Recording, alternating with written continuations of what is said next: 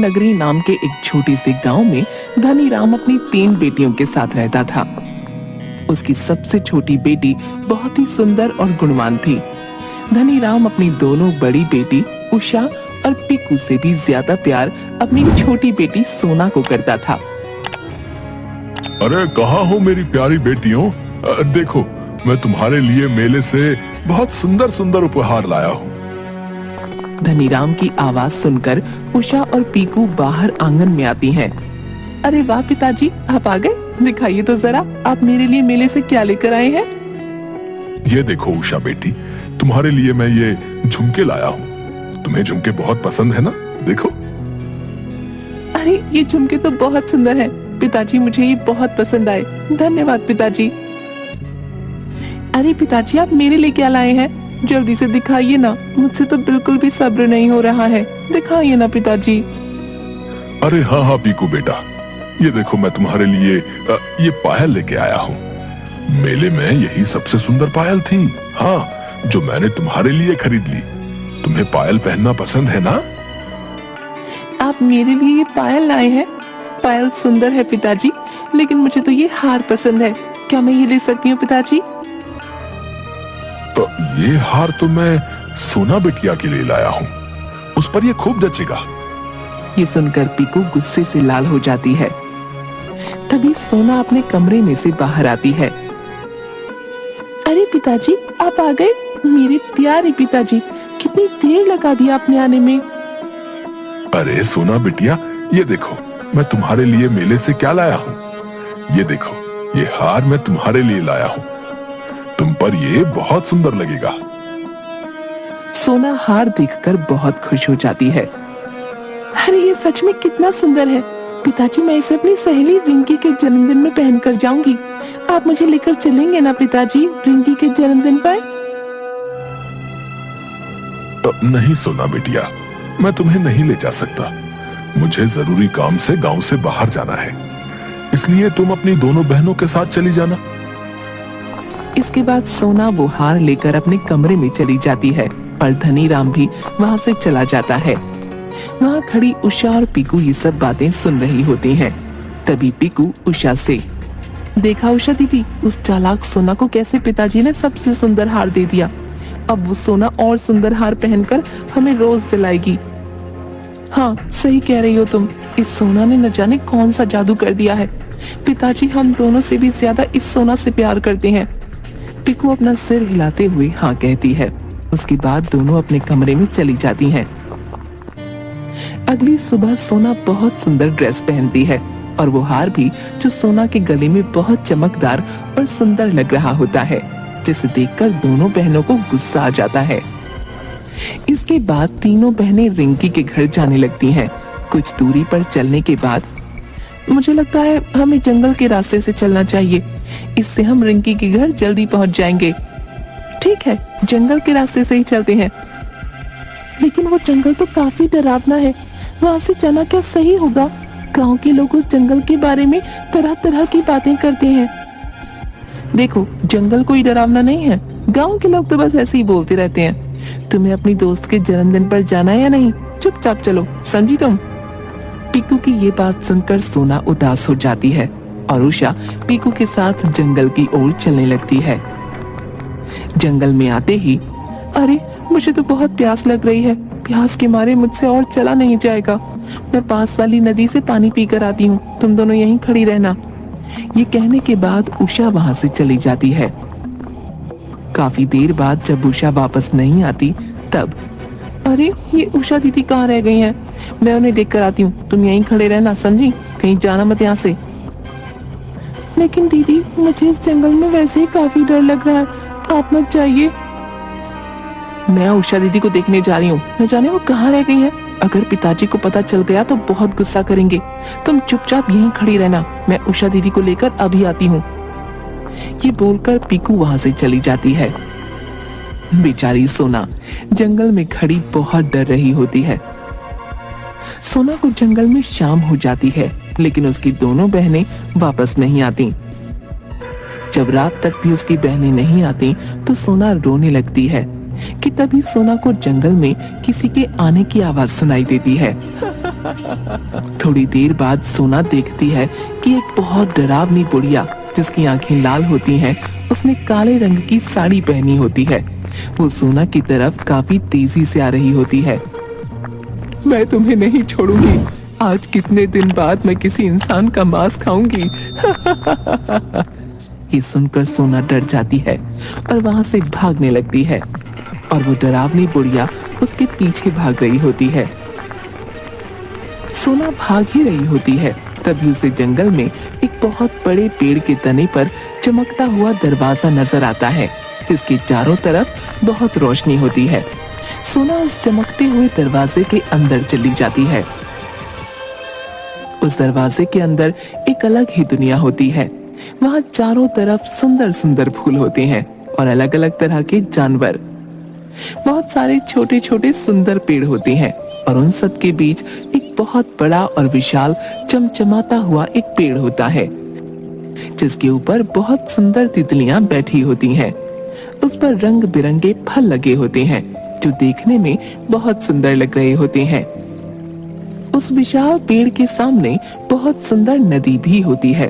सोना ये सब देखकर हैरान हो जाती है। अरे ये कहाँ आ गई मैं? इतनी सुंदर जगह तो मैंने पहले कभी नहीं देखी। सोना नदी के किनारे बैठ जाती है।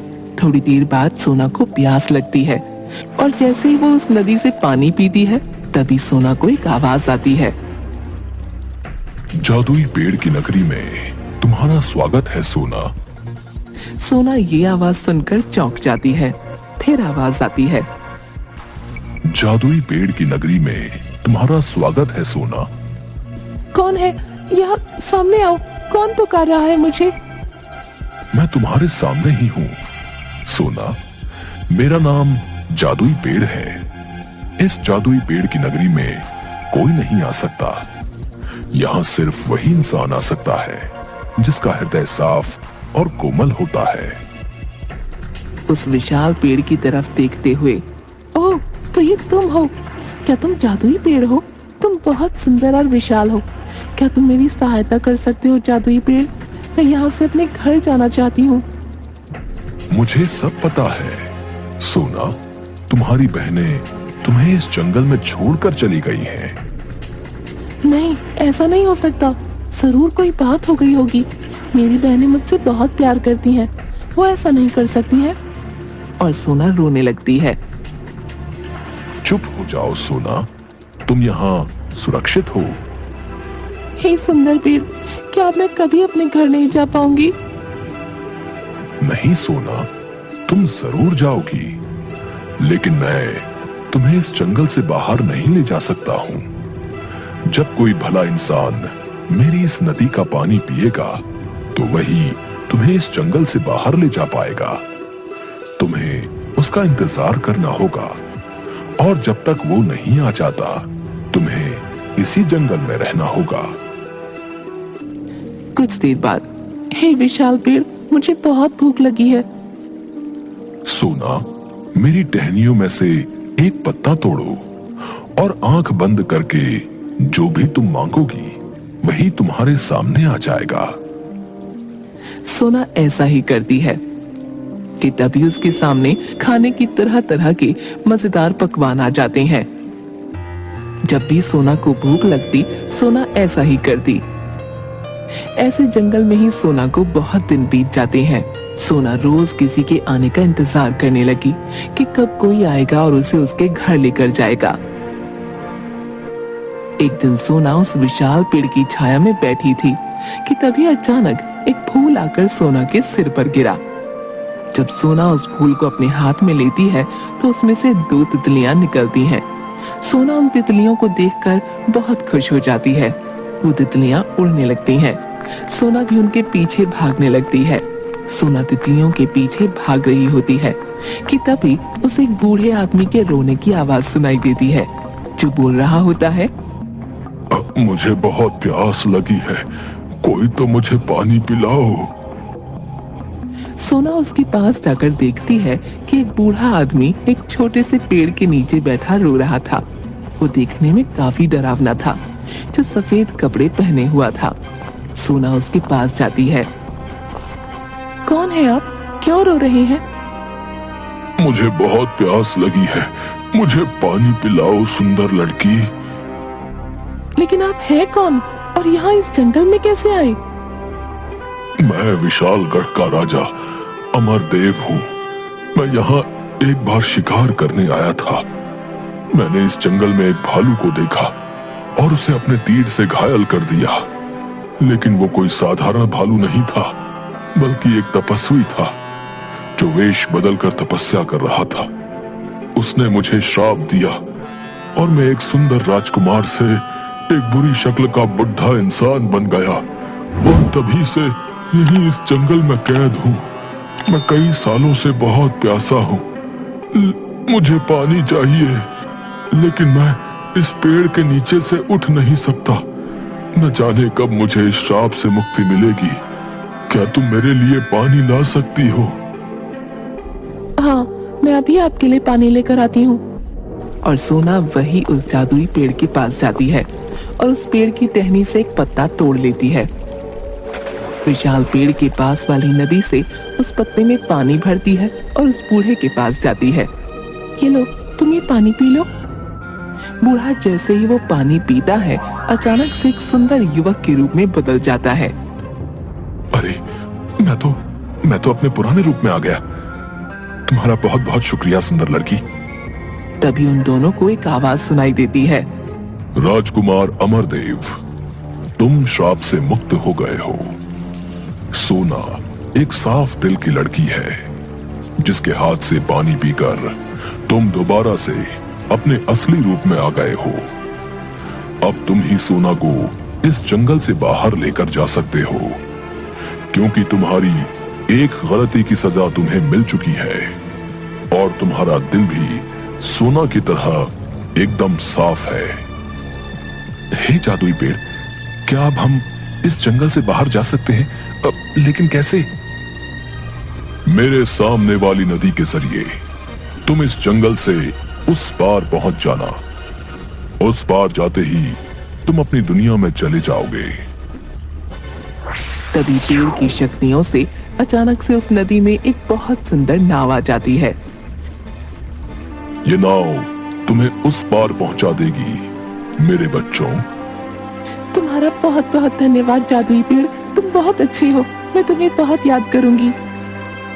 मेरी टहनियों में से एक पत्ता तोड़ो सोना और अपने साथ ले जाओ।